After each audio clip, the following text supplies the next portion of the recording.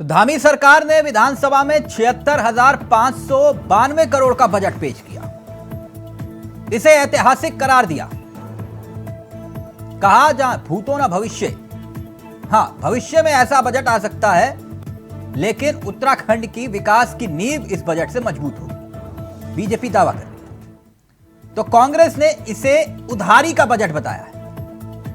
कांग्रेस कह रही है उधारी का बजट है, और बीजेपी नेता कह रहे हैं विकास की नींव को इस बजट के जरिए इमारत में तब्दील होने में मदद मिलेगी। अब कांग्रेस कटाक्ष क्यों कर रही है? कांग्रेस का दावा यह है कि शिक्षा, स्वास्थ्य तो दूर की बात, चिंता इस बात की है कि सरकार के बजट के हिसाब से राज्य पर इस वित्तीय वर्ष के अंत तक, यानी कि आखिर तक 1,34,749 करोड़ रुपए की उधारी चढ़ जाएगी। एक बार फिर से दोहराता हूं, 1,34,749 करोड़ रुपए की उत्तराखंड पर उधारी। अब इसी पर सरकार और विपक्ष में तकरार हो रही है। बजट, बही खाता और इसके इतर सदन में बहुत कुछ सियासी नजरिए से। पहले रिपोर्ट देखिए और फिर सीधा रुख करेंगे अपने मेहमानों की तरफ। उत्तराखंड की धामी सरकार ने 76,592 करोड़ का बजट पेश कर इसे ऐतिहासिक करार दे रही है। तो वहीं अब बजट पर विपक्ष ने बयानों की बमबाजी शुरू कर दी है और सरकार को चौतरफा घेरने की कोशिश कर रही है। कांग्रेस के चक्राता विधायक और पूर्व नेता प्रतिपक्ष ने बजट पर हमला बोलते हुए उसे दिखावा करार दिया है। तो वहीं कहा है कि युवाओं को रोजगार देने, महिलाओं को सशक्त बनाने के लिए बजट में कोई भी प्रावधान नहीं किया गया है। यह बजट जो हमारा संकल्प है, संकल्प नए उत्तराखंड का, उसको साकार करने वाला बजट है। और माननीय प्रधानमंत्री जी का जो मंत्र है, सबका साथ, सबका विकास, सबका विश्वास और सबका प्रयास, इसके आधार पर इसको पूरी तरह से तैयार किया गया है। ये पूरी तरह से समावेशी है, होलिस्टिक अप्रोच इसमें रखी गई है और हर वर्ग के उत्थान का इस बजट में प्रावधान किया गया है। कृषि है, स्वास्थ्य है, चिकित्सा है, उद्यान है, पर्यटन है, ऊर्जा है, शिक्षा है, कोई ऐसा क्षेत्र नहीं है। मैं बड़े स्पष्ट शब्दों में कहना चाहता हूं कि जो बजट है वो घोर निराशाजनक वाला बजट है। इस बजट के अंदर प्रदेश की जो मूलभूत समस्याएं हैं उसके लिए कोई धन का आवंटन नहीं किया गया है। तो और जो सरकार गन्ना किसानों के गन्ने की मूल्य वृद्धि नहीं कर पाई, किसानों के प्रति कितनी संवेदनशील होगी, इससे आप अंदाजा लगा सकते हैं। तो घोर निराशाजनक वाला बजट है। आज अगर राज्य सरकार अपनी पीठ थपथपा रही है तो सिर्फ केंद्र पोषित योजनाओं के लिए, उसी के सारे चलेगा। उसके सारे हाथ कांगन को आरसी क्या, पढ़े लिखे को फारसी क्या। तो वहीं इस सत्र के दौरान सरकार ने सड़कों को गड्ढा मुक्त करने के लिए खास ऐलान किया है। इसके लिए पीडब्ल्यूडी मंत्री सतपाल महाराज की तरफ से एक ऐप भी लॉन्च किया गया है, जिससे लोग अपने इलाके के गड्ढे वाली सड़कों की फोटो डाल सकेंगे, जिस पर तत्काल प्रभाव से काम किया जाएगा। लेकिन गुरुवार को गड्ढे वाली सड़कों को लेकर धामी सरकार के खिलाफ सदन के बाहर हल्द्वानी से कांग्रेस विधायक सुमित हृदयेश ने प्रदर्शन कर विरोध जताया। वो तो जीएसटी में चली गई ना, जो बढ़ाया गया वो तो जीएसटी में चले गया है, तो बढ़ी क्या, वो तो जीएसटी में निकल गया उसमें से, ये चीज़ है। और दूसरी चीज़ ये है कि मैदानी और पहाड़ों का भी डिफरेंस होना चाहिए। मैदानी में जो है सड़कें सैचुरेट हो चुकी हैं, पहाड़ों में सड़कें हैं ही नहीं, तो मैं समझता हूँ कि पहाड़ वालों को ज़्यादा पैसा मिलना चाहिए। इसके अलावा जो सड़कें हैं पूरी उत्तराखंड में गड्ढा युक्त हो चुकी हैं। हल्द्वानी विशेष में लोगों ने ऐसा विकास का परिचय देखा है कि आज बड़ा दुख होता है कि सड़कों में ऐसे गड्ढे हैं और ना पीडब्ल्यूडी विभाग पे बजट है, नगर निगम को सौंप दी गई हैं सड़कें, नगर निगम पूरी तरीके से वहाँ पे निरंकुश है। तो इसलिए कई सारे विभिन्न मुद्दे हैं जिनको लेके आज मैं अपनी विधानसभा क्षेत्र की पीड़ा लेके यहाँ बैठा हूँ। महाराज जी कह रहे हैं गड्ढा मुक्त हो जाएंगे। चलिए, मैं आदरणीय महाराज जी का सम्मान करता हूँ, और अगर उन्होंने ऐप लॉन्च करी है, हल्द्वानी जाते ही ऐप तो मैं आज डाउनलोड कर लूँगा, हल्द्वानी जाते ही महाराज जी को विशेष सारी फोटोएं भेजी जाएंगी और पत्रकार वार्ता करेंगे कि आज फोटो भेज दी गई हैं, उसके बाद आप महाराज जी से पता करेंगे कितने दिनों में वो ठीक कराएंगे। इस सत्र के दौरान सरकार को चौतरफा घेरने में जुटी कांग्रेस ने एक तरफ बजट को बेकार बताया, वहीं शीर्ष अधिकारी हनन का मुद्दा भी उठाते हुए सरकार पर सच छिपाने के आरोप लगाए और इस पर चर्चा की मांग की। ये मैं आपको कहना चाहता हूं कि जब हमारे अध्यक्ष जी से हमने कहा कि हमारी बात को सुनिए, तो अध्यक्ष जी ने उसको नहीं सुना। और वो कारण क्या था कि जो उसमें उन्होंने तथ्य दिए वो सारे झूठे आरोप हैं। उन्होंने कहा कि चार्जशीट पर न्यायालय में बात दायर है, जबकि आज तक चार्जशीट दाखिल नहीं हुई है। तो बात एक झूठ वो है। एक 6 साल से लिख दिया उसमें, 6 साल से एक गनर एक इस्तेमाल कर रहे हैं, वो उसमें झूठ है। इसी को लेकर मैंने विधानसभा अध्यक्ष से निवेदन किया था कि हमारी बात को सुना जाए, जिसको वो कह रहे हैं कि भाई आक्रोश में आपने ये किया है। भाई हम कह रहे हैं कि कोई अधिकारी अगर झूठे तथ्य दे रहा है तो आप उस पर विश्वास क्यों कर रहे हैं? जो विधायक कह रहा है उसको भी सुनना चाहिए। और विधानसभा अध्यक्ष से अगर हमें संरक्षण नहीं मिलेगा तो सरकार से मिलने की तो उम्मीद है नहीं, क्योंकि सरकार तो भाई अधिकारी के इशारे पर, मैं तो समझता हूँ उत्तराखंड में आजकल सरकार चलाने का काम अधिकारी कर रहे हैं। फिलहाल सत्र में संग्राम जारी है। विपक्ष सरकार को घेरने का कोई मौका नहीं छोड़ रहा है। वहीं सरकार इस बजट को ऐतिहासिक बताते हुए अपनी पीठ थपथपा रही है। हालांकि अब देखने वाली बात ये होगी कि ये बजट जनता के लिए कितना लाभकारी साबित होगा। अभय कैंतुरा, गैरसैंण, इंडिया वॉइस। तो सरकार का बही खाता उत्तराखंड के लिए कितना सही, खाता बही कितना सही, क्योंकि विपक्ष तोहमत मढ़ रहा है इस बात को लेकर कि बजट की कामयाबी तो सरकार गिना रही है, लेकिन ये उधारी का बजट है। उन अहम विषयों पर बजट केंद्रित नहीं है जो उत्तराखंड की जरूरत है। क्या वाकई ऐसा है, या फिर यह बजट 24 के लिहाज से भी काफी महत्वपूर्ण है? सीधा रुख कर रहे हैं। हमारे साथ जो मेहमान जुड़े हैं वो उनसे आपका परिचय करवा देते हैं। हमारे साथ वीरेंद्र बिष्ट जुड़ गए हैं, बीजेपी के अनुभवी चेहरों में से एक हैं। हमारे साथ इस कार्यक्रम का हिस्सा उमा सिसोदिया बन चुकी हैं, जो कि प्रदेश उपाध्यक्ष आम आदमी पार्टी से, सूरज सिंह नेगी साहब जो कि प्रदेश प्रवक्ता है कांग्रेस से। आप सभी का बहुत बहुत स्वागत है। सबसे पहले नेगी जी, शुरुआत आप ही से कर लेते हैं। ऐसे कौन से 3 महत्वपूर्ण बिंदु हैं, 3, जिससे हम ये माने कि ये उत्तराखंड का जो बजट है वो किसी काम का नहीं? देखिए तिलक जी, ये उत्तराखंड का जो बजट है वो राज्यवासियों की भावनाओं के बिल्कुल विपरीत है, राज्य की अवधारणा के बिल्कुल विपरीत है। सरकार की इनकम जो है चवन्नी है और खर्च जो है पूरा रुपया है। इस पूरे बजट में सरकार ने जो 77,000 से करोड़ ज्यादा से का जो बजट रखा है, उसमें ये नहीं बता पा रही है कि ये पैसा आएगा कहां से, आय का स्रोत क्या है। तो जब आपके पास पैसा नहीं है तो खर्च आप कहां से करेंगे? और आप देखिए कि इस प्रदेश में जो पलायन हो रहा है, उस पलायन को रोकने के लिए इस बजट में कहीं दूर तक कुछ नहीं दिखाई दे रहा है। दूसरा, जो किसानों की आय दुगना करने की बात जो 2022 में इन्होंने की थी, तो 22 के बाद अब 23 भी आ गया, किसानों की आय दुगना नहीं हुई। और पर्वतीय क्षेत्र के जो किसान हैं, जो जंगली जानवरों से परेशान हैं, उनकी फसलों को जो नुकसान हो रहा है, उसके लिए इस सरकार के बजट में कुछ नहीं है। पलायन आयोग पर कुछ नहीं, चकबंदी पर कुछ नहीं। ठीक, नेगी जी, इस प्रकार से नेगी जी हर तरफ जो है।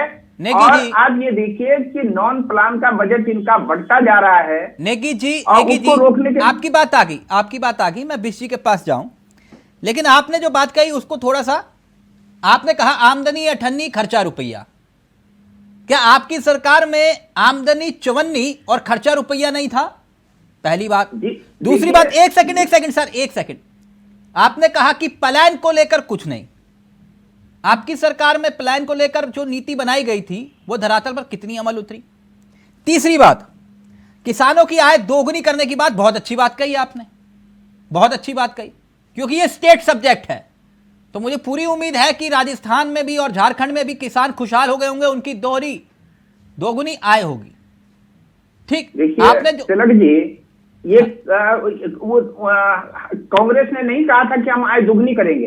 भारतीय जनता पार्टी की केंद्र की और राज्य आपने की तो सरकार आप बड़े लंबे चौड़े चलिए आय दुगनी मत करिए, एमएसपी दे रहे हैं आपके राज्य में किसानों को एमएसपी मिल रही है आपके राज्य में, आप कहेंगे तो मैं मान जाऊंगा। देखिए कि किसानों को जो हम 1500 रुपए महीना जो है पेंशन देते थे, उसको आपने किसान पेंशन बंद कर दी। वीरेंद्र बिष्ट जी, महिला सशक्तिकरण की आप बात करते हैं। वीरेंद्र बिष्ट जी, एक मिनट नेगी जी, आप ही की बात लेकर जा रहा हूँ। आपने पिछले साल का बजट कम कर दिया, और सबसे बड़ा दुर्भाग्य की बात यह है कि जिस गैरसैंण में आप जो है बजट सत्र का फीता काट रहे हैं, उस गैरसैंण के विकास के लिए, वहां अवस्थापना विकास के लिए, वहां सुविधाओं की बढ़ोतरी के लिए आपने एक चवन्नी नहीं रखी है। यह सबसे बड़ा दुर्भाग्य है।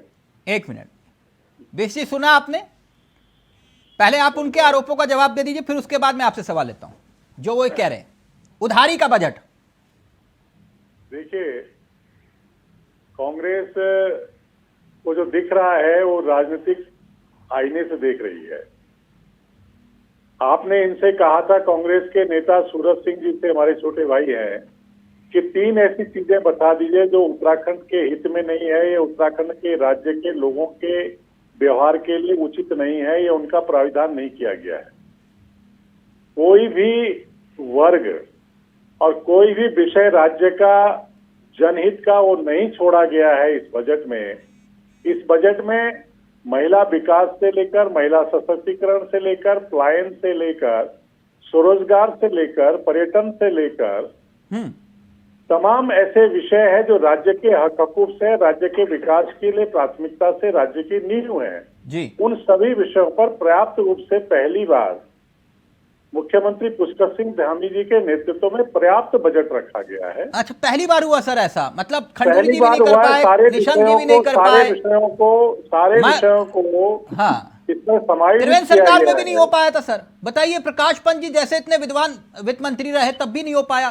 खैर, आप अग्रवाल जी कुछ चमत्कार कर रहे हैं, आप कह रहे हैं, ठीक है, प्लीज। नहीं, अग्रवाल जी क्या, हमारी सरकार, ये मेरी सरकार, ये भारतीय जनता पार्टी की सरकार जो मुख्यमंत्री पुष्कर सिंह धामी जी के नेतृत्व में चल रही है, पहली बार ये राज्य ऐसा राज्य बनने वाला है जो लोगों को रोजगार देने की दृष्टि से महत्वपूर्ण राज्य बनने वाला है सर पहली बार। हाँ, नहीं, हम रोजगार ना, की दृष्टि सर से- खंडूरी सरकार में भी आपने वादा किया था कि हम लोगों को पकड़ पकड़ के रोजगार देंगे। नहीं, हम पकड़ के क्या, हम लोगों के लिए रोजगार के अवसर तलाश रहे हैं, और लोगों को हमने इसमें प्राविधान रखा है कि लोगों के लिए रोजगार जुड़ेगा, लोग रोजगार देने वाले बनेंगे। नहीं, वो फॉर्मूला था ना स्टे होम वाला, तो उससे भी रोजगार नहीं मिला क्या? हमने होम स्टे के लिए भी हमने तमाम तरीके के जो विकास के कार्य राज्य के हक हकूक है, हमने मोटे अनाज से लेकर, हमने हॉर्टिकल्चर से लेकर, हमने पर्यटन से लेकर हर जगह पर्याप्त रूप से धन का आवंटन किया है। ठीक, और लेकिन ये लेकिन बजट बिस्सी, लोगों में बिस्सी, नई आशा, आपकी बात से मैं उल्लास और सहमत उमंग लेकर हूं, आने लेकिन वाला मुझे है। एक बात बताइए। चलिए, बहुत ऐतिहासिक बजट था, मैं मान गया, बहुत शानदार बजट था, ये भी मान गया, इस बजट से सबको रोजगार मिलेगा, ये भी मान गया। लेकिन सर एक बात मैं आज तक नहीं समझ पाया, और आप जैसे तमाम विद्वान प्रवक्ताओं से मैंने पूछा, सर ये जो बजट होता है, जैसे नेगी जी की सरकार में भी था, ये बजट जो है, ऐसा नहीं है कि आप ही की सरकार की बात कर रहा हूं, ठीक 2 महीने पहले तक यह बजट 30% खर्च होता है, और 2 महीने जैसे ही खत्म होने वाले होते हैं 100% बजट खर्च हो जाता है। सर ये कौन सा फॉर्मूला है?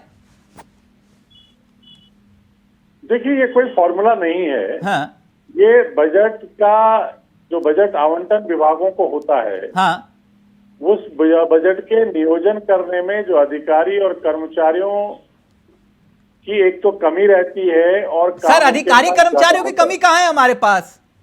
नहीं, निश्चित रूप नियत से की कमी जब है आप- आपके यहां। अगर अधिकारी इस बात को लेकर अगर ये तय कर दिया जाए, मैं आपकी नहीं पूर्व की सरकारों की बात कर रहा हूं, ये काम तो ना तो बहुगुणा जी कर पाए, ना हरीश रावत जी कर पाए, और ना ही आपकी सरकार में हुआ। अधिकारियों को डेडलाइन दीजिए कि आखिरकार आपने बजट क्यों नहीं खर्च किया, और आखिरी समय में बजट कैसे खर्च हो जाता है सर, जब अधिकारी नहीं है तो, कि नहीं? देखिए, हमारी सरकार बार बार हर महीने समीक्षा कर रही है। मुख्यमंत्री जी इसीलिए हर महीने समीक्षा कर रहे हैं, ठीक, उमा जी। जिलेवार कर रहे हैं, विधानसभा वाइज कर रहे हैं, कि जिससे सारी योजनाओं की गुणवत्ता से लेकर, पारदर्शिता से लेकर, उसकी प्रोग्रेस ठीक, से लेकर, ठीक, अधिकारियों से ठीक, उनकी उमा जी। अकाउंटेबिलिटी तय की जाती है। उमा जी, नेगी जी ने बहुत अच्छी बात कही, आमदनी अठन्नी खर्चा रुपया, आमदनी अठन्नी खर्चा रुपया। लेकिन क्या ये सत्ता पक्ष और विपक्ष, कभी विपक्ष कभी सत्ता पक्ष, विपक्ष में होते हैं तो आमदनी अठन्नी खर्चा रुपया दिखाई देता है, लेकिन सत्ता पक्ष में आते हैं तो कर्ज लेकर घी पीने में ना तो नेगी जी को कोई गुरेज है और ना बिष्ट जी को। विधायकों की तनख्वाह बढ़ानी है तब ये टेंशन नहीं होती, लेकिन नेगी जी कहेंगे देखो हम विपक्ष में हैं तो हम चिंतित हैं। जब दायित्वधारियों को दायित्व देना होता है, लो भैया कोई दिक्कत नहीं, उससे आर्थिक बोझ नहीं बढ़ता है ना, उससे खुशहाली आती है। लेकिन मंत्रियों को विदेश जाने के लिए मुख्यमंत्री मना करे, लेकिन मंत्री कहे ना बाबा ना, मैं मिनिस्टर हूं, उत्तराखंड का मिनिस्टर, समझ रहे हैं आप, कोई रोक के दिखा दे, तब किसी की नहीं चलती, तब किसी को चिंता नहीं होती। आमदनी अठन्नी खर्चा रुपया, बोलने में अच्छा लगता है कि नहीं? जी, आप अपनी इस बात में एक बात मेरी भी जोड़ दीजिए कि G20 सम्मेलन उत्तराखंड में होने वाला है और उसके लिए हमने बजट रखा है 100 करोड़ रुपए। 100 करोड़ रुपए हमने G20 सम्मेलन के लिए मुख्यमंत्री साहब जी ने बजट रख दिया। हाँ। और हम लोगों ने कहा है कि जो हमारे यहाँ नर्सिंग कॉलेज बनेंगे और नए जो मेडिकल कॉलेजेस बनेंगे उनके लिए बजट है 400 करोड़। आप समझ सकते हैं कि एक बजट के लिए जो हमारा पूरा नर्सिंग का और मेडिकल कॉलेज का जो बजट है उसका 1/4 हम सिर्फ और सिर्फ G20 में आने वाले मेहमानों के ऊपर खर्च कर देंगे। ये हालत आज उत्तराखंड की है। ऋणम कृत्वा घृतम पिबेत, आप बिल्कुल ऋण लीजिए, आप अपनी मौज मस्ती में कोई कमी मत कीजिए। आप कह सकते थे केंद्र को कि भाई हमारे पास इतना बजट नहीं है कि हम G20 कर पाए, या हम करेंगे तो हम अपने बजट में करेंगे। किसको दिखाना चाहते हैं आप? उत्तराखंड की क्या दिखाना चाहते हैं आप? कुछ दिनों के लिए आप बहुत बेहतरीन यहाँ पर सारी व्यवस्थाएं कर देंगे, जो विदेशी लोग जो यहाँ पर आएंगे वो आपकी वाहवाही करके चले जाएंगे। क्या वो लोग यहाँ पर इन्वेस्टमेंट लेकर आएंगे, या हम अपना घर फूंक कर तमाशा देखेंगे? आप ये कह रहे हैं अतिथि देवो भव नहीं? बात अतिथि देवो भव की नहीं है। जितनी रोटी घर में है ना उतनी अतिथि को भी खिलाई जानी चाहिए। ऋण लेके अतिथियों को मत खिलाइए। मेरा आज बेसी रिएक्ट करना चाह रहे बेसी जल्दी से, फिर मैं लेगी जी आपके पास आ रहा हूँ। नहीं, ये तो देखो, ये आम आदमी पार्टी का जो रवैया है, जिस तरीके से वो भ्रष्टाचार कर रही है, भ्रष्टाचार की पर्याप्त बन चुकी है, तो उसका नजरिया भी वैसा ही है। इन्वेस्टमेंट, निवेश, लोग जब इतने G20 देश के लोग आएंगे, अधिकारी आएंगे, उनके उच्चायुक्त आएंगे, उनके मिनिस्टर्स आएंगे, प्रधानमंत्री आएंगे, तो निश्चित रूप से उत्तराखंड राज्य के प्रति उनका आकर्षण बनेगा। यहाँ का वो जो देखेंगे, समाज देखेंगे, कल्चर देखेंगे, और निश्चित रूप से राज्य में निवेश भी बढ़ेगा। ये सरकारें जो भी होती हैं उनको ये करना होता है, ये आवश्यकता होती है। इसको आप जो है जल्दी से उमा जी मत लीजिए।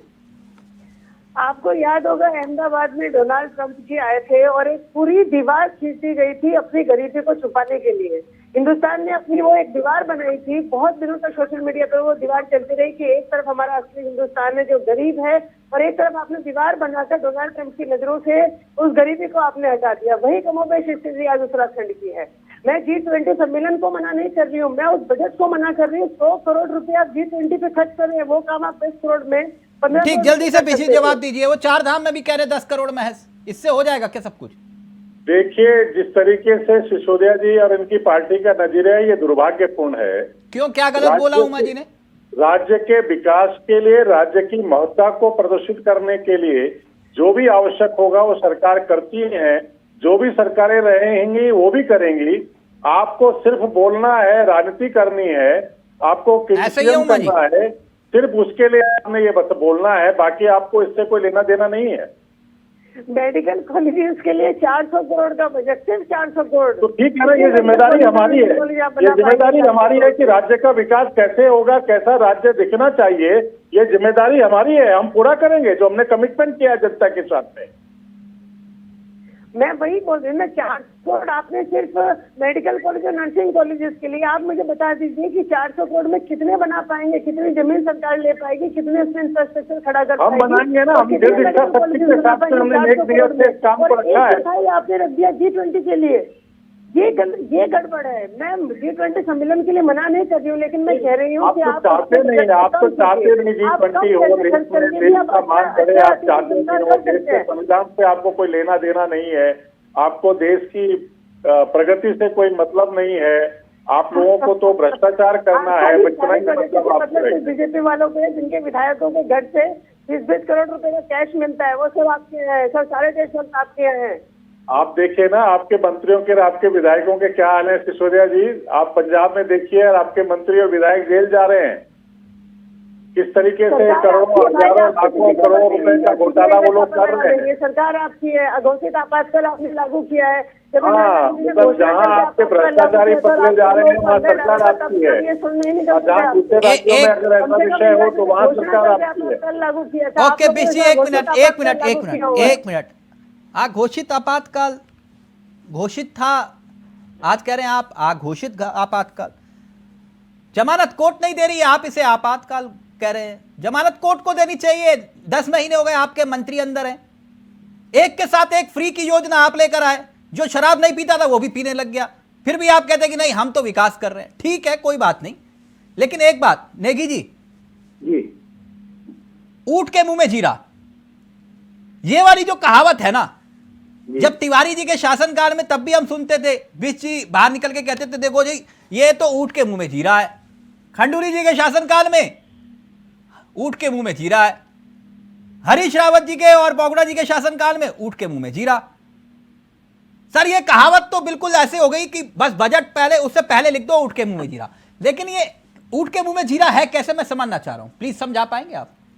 देखिए तिलक जी, आप पर्यटन की बात करते हैं। हाँ, त्रिवेंद्र जी की सरकार जो है कहती थी कि हम 13 जिलों में 13 नए डेस्टिनेशन बनाएंगे। इससे पहले बोगड़ा जी की सरकार में दिनेश धनेदी ने भी यही कहा था। Please continue. तो उसके मेरे साथ नहीं खेलवाओगे सर। बोगड़ा जी की सरकार हो या कांग्रेस की सरकार हो, वो जनता ने उनको दंड दे दिया, उनको बाहर बिठा दिया। अब जिनको सत्ता में बिठाया है वो जिम्मेदारी तो उनकी है ना।